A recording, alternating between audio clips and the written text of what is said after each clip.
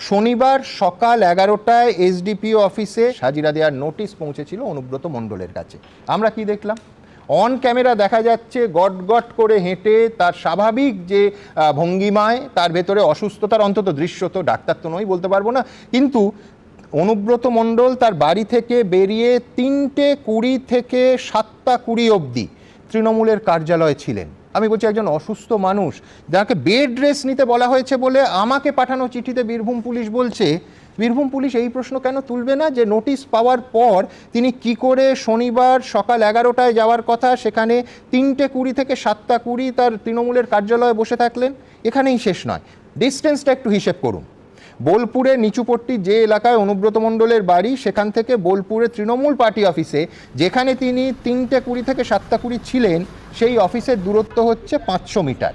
আর সেই party office থেকে 1.5 kilometre, মাত্র 1.5 কিলোমিটার